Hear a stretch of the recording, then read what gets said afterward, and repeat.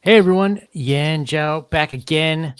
Today, Miss Reina, also known as Magic Gal Media, returns. She has successfully launched and gotten her first Indiegogo campaign for Black Rhapsody Part 1 funded. It's been a long trip. She's been pounding the pavement. So let's see how she's doing. Hello, everyone. So you've probably got one of the strongest work ethics of anyone I've seen going into an indie crowdfunding campaign. You are all over the place. Yep. So, first of all, how are you holding up? How have you not just been totally exhausted from this experience? I could be better. I haven't gotten much sleep, but it's worth it.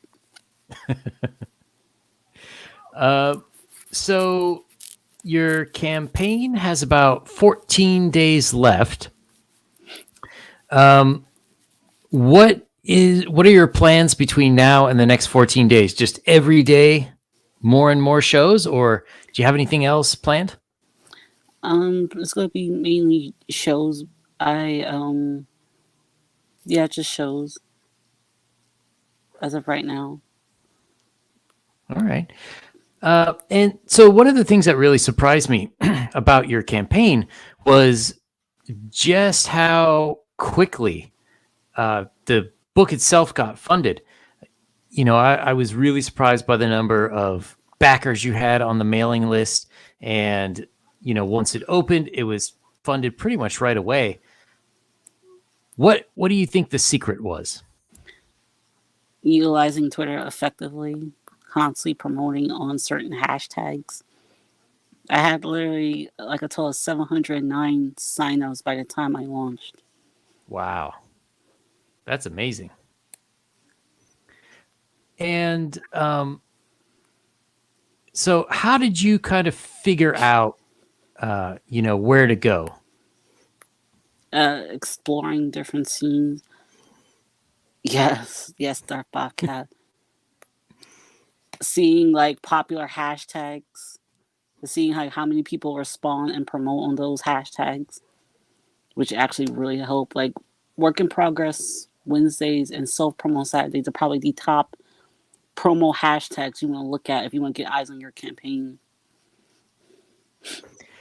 Yeah, this is one thing that when I have new creators stop by, they're always trying to figure out, how do I get more views, more eyes?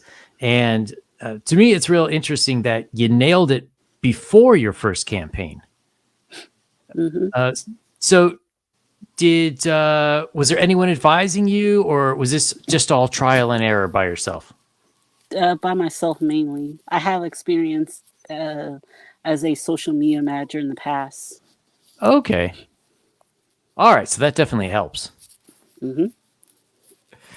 And so, it's interesting too.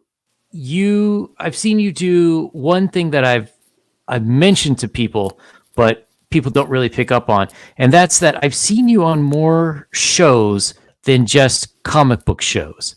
Like it's cool you come on this channel, but your book itself, it's horror, it's got a bit of manga, it's got music, and I've seen you on different channels that have different focuses. So how did you go about, A, finding those channels, and B, selecting which ones you'd like to go on?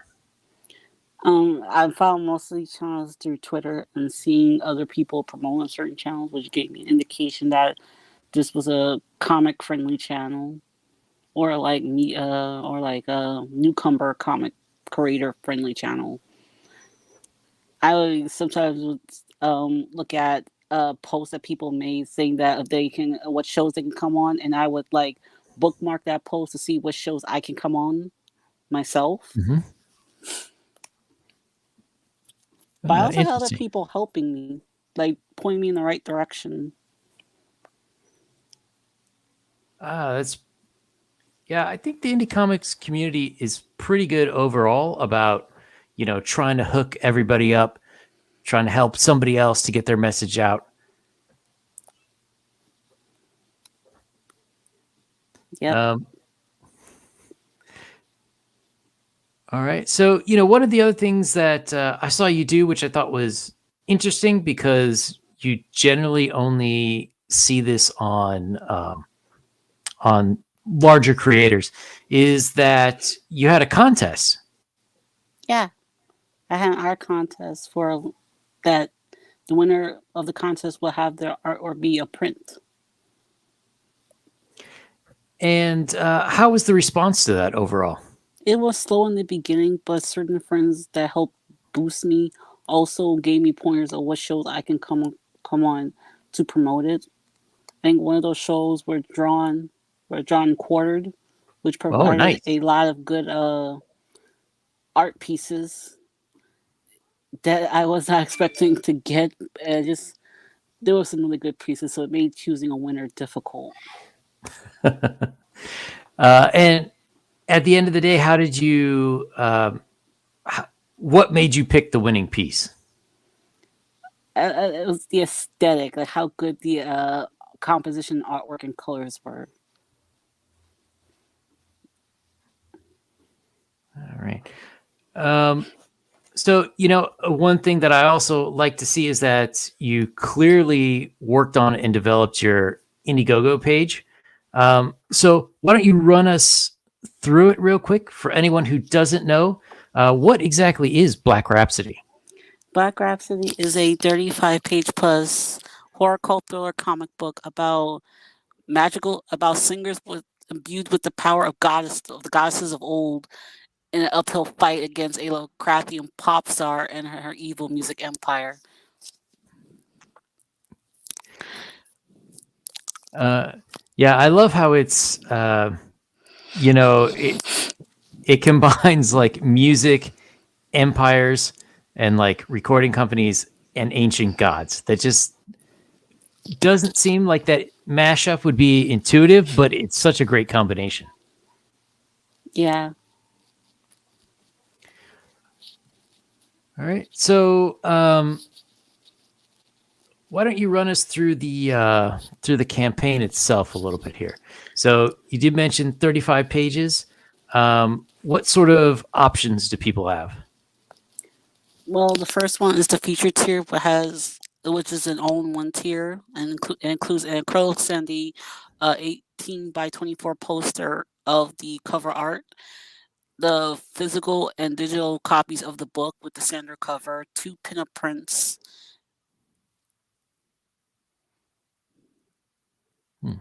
All right. And it costs $50.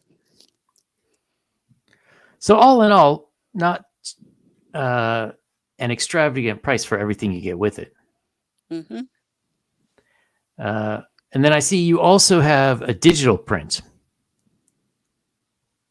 Yes, a digital PDF for those who don't want to pay the unfortunately high international shipping. Yeah. Is this something that was requested a lot from people outside of North America, or did you just proactively decide, like, yeah, this is something I should do? I proactively decided because I didn't feel comfortable just having people who may not have the money to get like a physical copy be forced to pay astronomically high costs for shipping. And I wanted to make it easier on them. Yeah, I unfortunately see that as the trend going forward. Um, and so then you have the book itself. At $15. That's a pretty good price. One of my personal pet peeves is when people have books with smaller page counts, but they still want like 25 or $30 for it. But I think, since it's 35 plus, like $15 is a great starting point. Yeah. Plus, it's a relatively smaller book compared to the other comics. Yeah. So, out of curiosity, what is it that made you decide, okay, I want to start with 35 as opposed to, I see a lot of other people that now they want to start with their first book at like 80 plus. 35 would be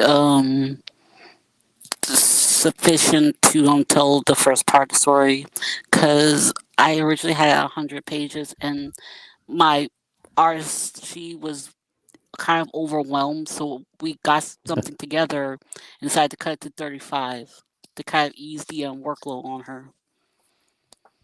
That makes sense. And we can see on the left here, fantastic looking artwork. And so the book itself is going to be black and white or in color? Black and white, color is a stretch goal. Oh, okay.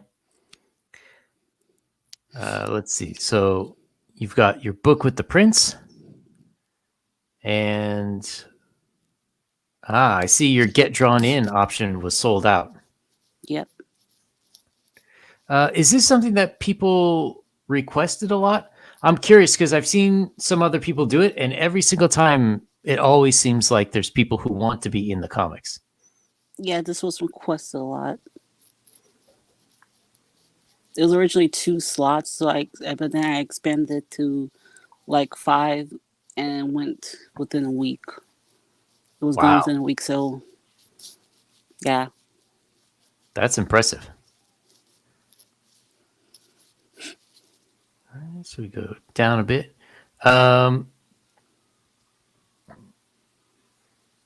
Okay, and I think last time you were here, you didn't have these up on the site. So why don't you run us through the characters a little bit too? The character you're looking at right now is Alethea Mahalia. She is the protagonist of Black Rhapsody. She is a young musician wanting to jumpstart her music career, but things don't go her way, and unfortunately, she now has to fight for her life.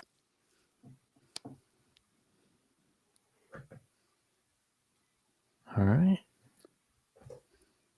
This character, yeah, she's the antagonist.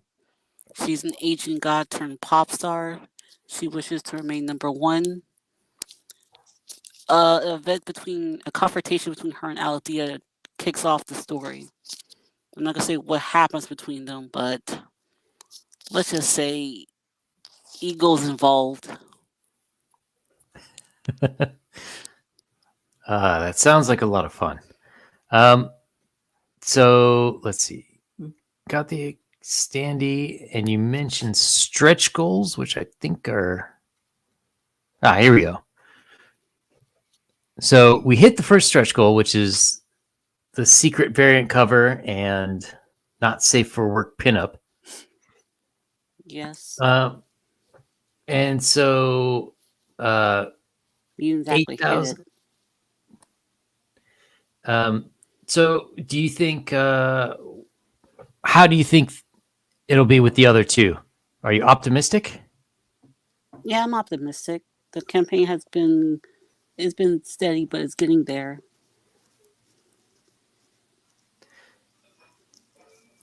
Yeah, I got a good feeling about the last couple of weeks too.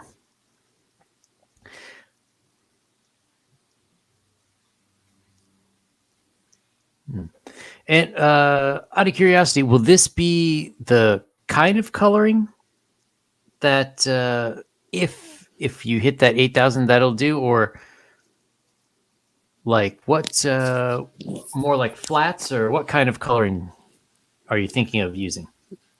Flat colors. If you look at the cover art, it will give you a pretty good example of what I want the colors to look like in the book. But it'll be a flat version. Nice.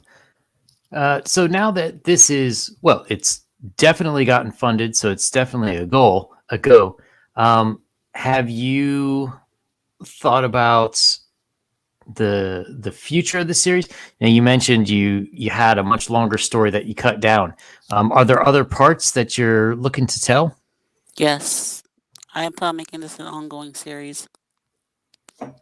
Oh, nice. And are you planning on the same creative team in the future, or? Yes, I would like the same creative team in the future.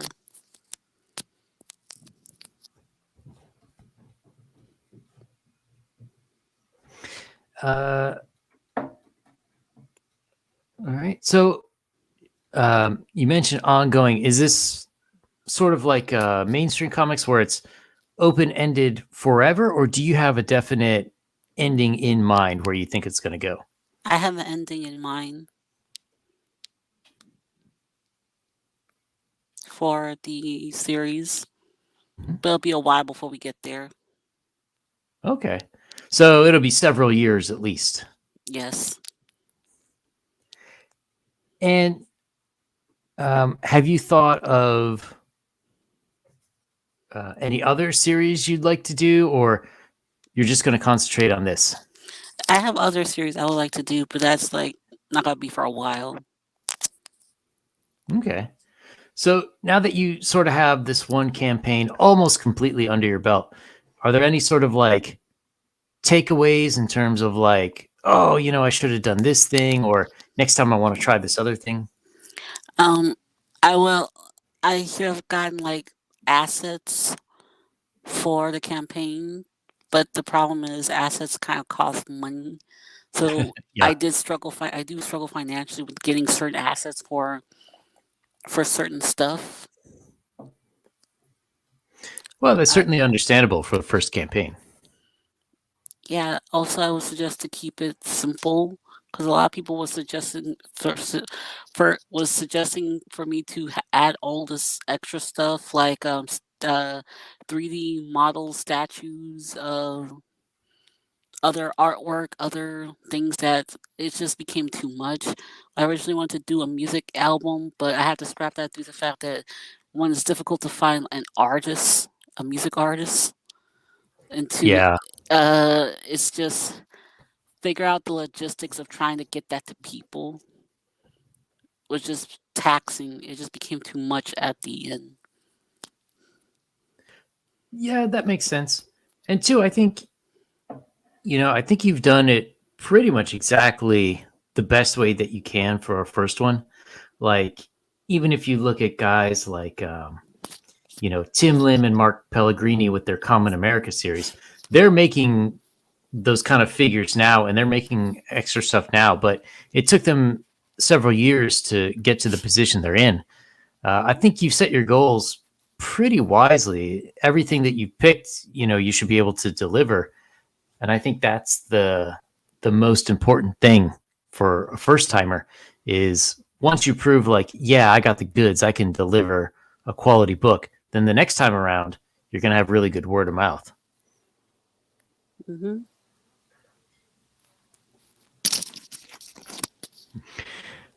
All right. So, what's been your favorite part of this campaign so far? My favorite part of the campaign, Hmm. um, trying to promote it and seeing like people interact with my tweets, engage interests in the concept as well as the characters. And what's so do you enjoy going on all the shows? I mean, I'm sure I, some more than others, but yeah, I do enjoy going on the shows, though it can be a bit taxing after a while. I'm sure you're probably going to go into hibernation for 2 weeks once this thing closes. Yes. All right. Um, so I'm curious, who's who has campaigns that you're looking at now? Like, what indie comics, do you see that are interesting to you? I'm looking. I what the comics that are interesting to me are Von Klaus's Terror in the Trenches. Yeah. I like the artist of it because I have seen their work on other stuff. Mandy Summers' Gym Shock is another one that I've Hmm. been looking at and wanting to support once I have the money to support it. And also Micah Curtis's Inglewood Book 2. Oh, is that out? Yeah, he Oh, has a campaign. I didn't even realize the campaign for that came out. Gonna have to check that out.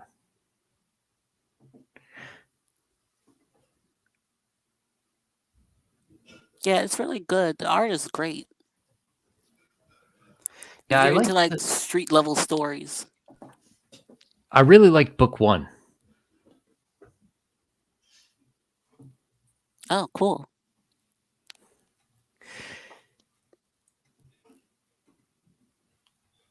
Um, so do you think in the future you might be up for doing collabs or crossovers with other creators?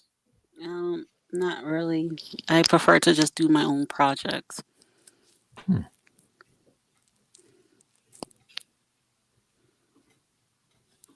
All right.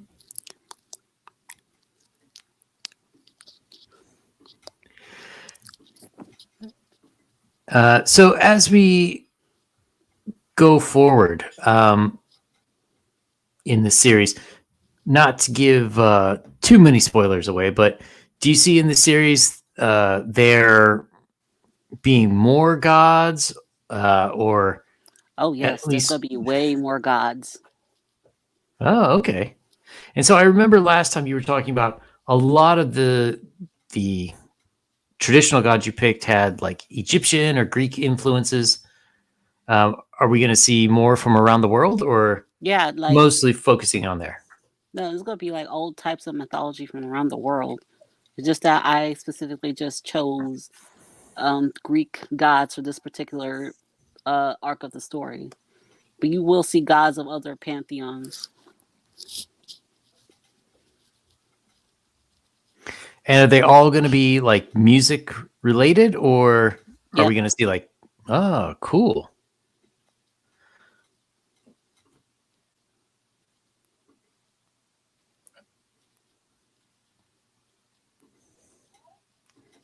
All right.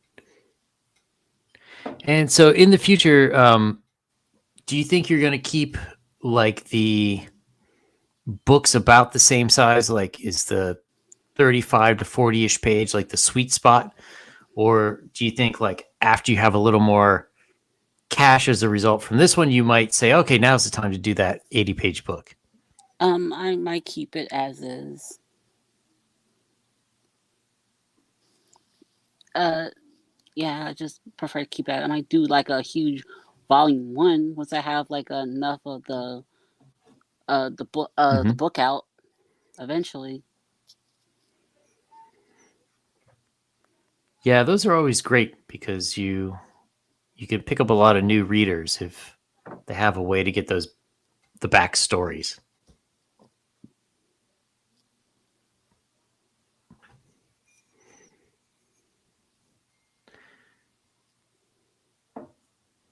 Hmm. All right. Um, so what else should we know about Black Rhapsody?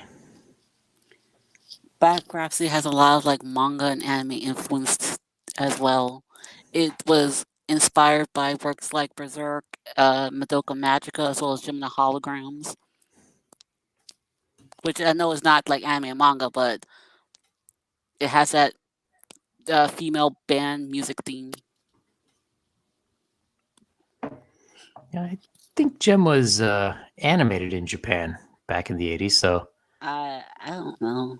I know I don't know. I don't know.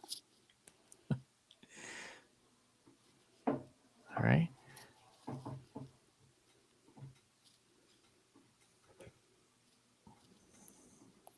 Okay. Um, well, thank you very much for coming by. Anyone who hasn't seen it yet, go check out Black Rhapsody Part 1. There's still 14 days left, and there will be a link to it in the description to this video. So thank you very much for coming by. I appreciate it. Thank you for having me. And I'll see you next time, everyone. Bye.